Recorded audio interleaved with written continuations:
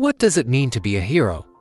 Is it a single act of bravery or a lifetime of service?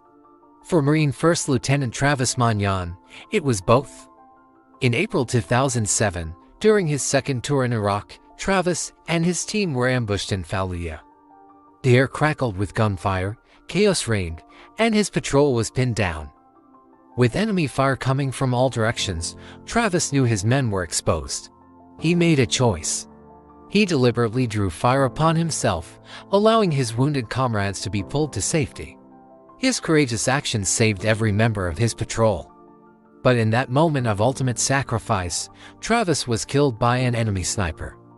His last words to his team were, "If not me, then who?" This question has become a creed, a call to action for thousands. And now, his legacy will sail the seas. The United States Navy has announced the naming of a new destroyer, the USS Travis Magnan.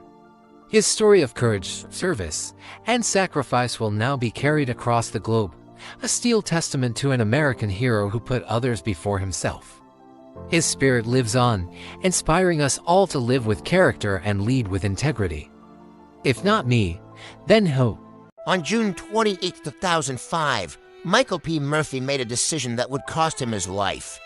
He was the leader of a four-man Navy SEAL reconnaissance team in the mountains of Afghanistan during Operation Red Wings. Surrounded by a much larger enemy force, his team was pinned down. Radio communication failed in the steep terrain. No signal, no support. No way out. Murphy knew what had to happen. To get reception, he had to leave cover and move into the open. Bullets were already striking the rocks around them. He stood up anyway, exposed to direct fire. He calmly dialed for help. He relayed their position. He requested immediate support. He remained, standing long enough to ensure the message went through. He was shot multiple times. Murphy fought until he collapsed from his wounds. Of the four SEALs, only one survived. A rescue helicopter sent in response was shot down, killing 16 more Americans. 19 service members died in that operation. Murphy was 29 years old in 2007. He was posthumously awarded the Medal of Honor. A Navy destroyer, USS Michael Murphy, now carries his name. Schools and memorials honor him. But the defining moment was not the ceremony. There was a man stepping into certain gunfire so others might live. He could have stayed behind. Cover, he chose the open ground. He made the call that gave his team a chance. The transmission lasted seconds. The cost was permanent. Michael P. Murphy exposed himself to enemy fire so his teammates would not die alone without support. Oscar Palmer Austin, January 15, 1948 – February 23, 1969 was a United States Marine and posthumous Medal of Honor recipient recognized for extraordinary heroism during the Vietnam War. His self-sacrifice in combat near Da Nang exemplified valor and devotion to fellow Marines, leading the U.S. Navy to later name a guided missile destroyer, USS Oscar Austin DDG-79, in his honor. Key facts: born January 15, 1948, and Cottages, Texas, U.S. Died February 23, 1969, Quang Nam Province, South Vietnam Branch, U.S. Marine Corps 1968-1969 rank, Private First Class highest award. Medal of Honor posthumous 1970 early life and service raised in Texas and Arizona. Austin attended Phoenix Union High School before enlisting in the Marine Corps in April 1960. After infantry training at Camp Pendleton, he joined Company E, 2nd Battalion, 7th Marines, 1st Marine Division, deployed to Vietnam later that year. He served as an assistant machine gunner in defensive outposts near Da Nang.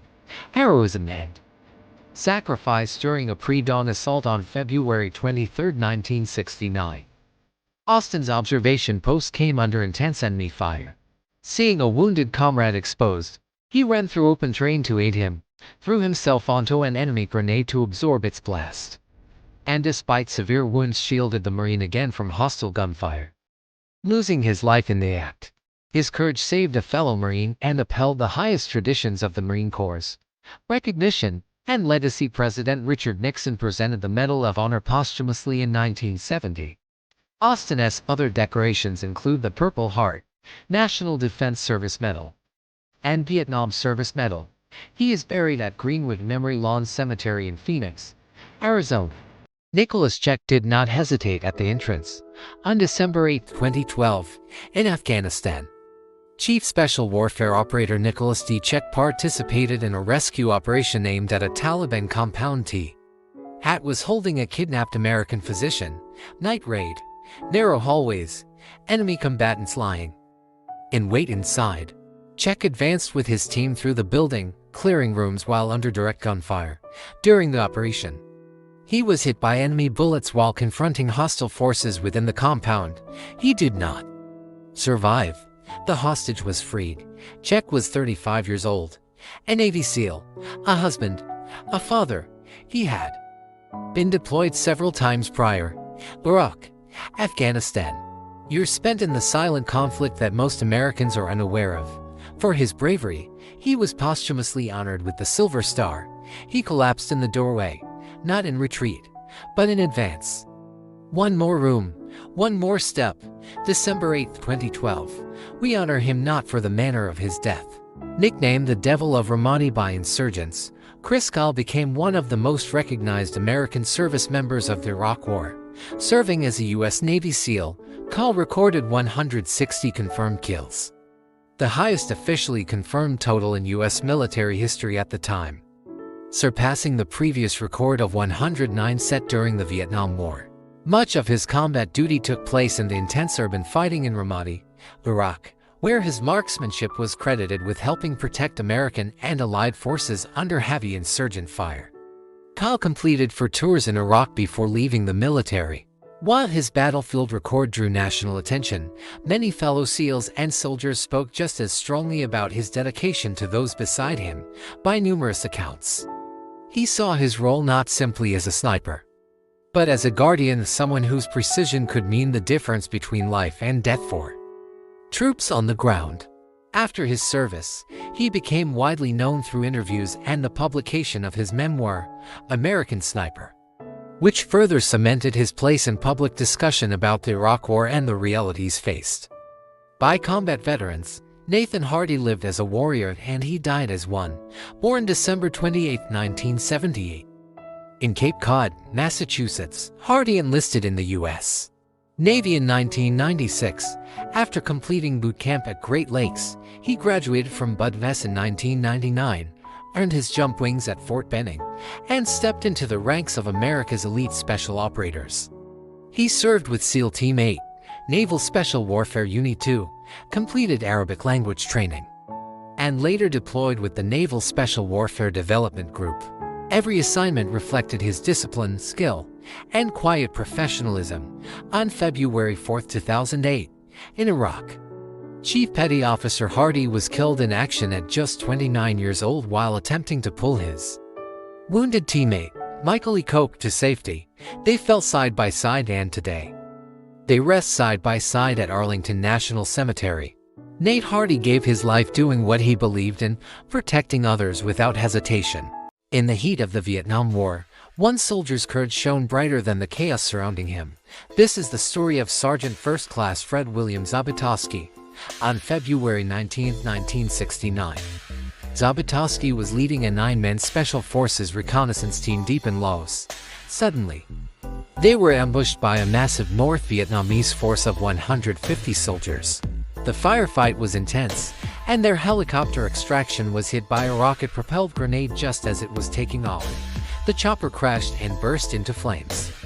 Despite being severely burned and injured, Zabatoski's first thought was for his comrades.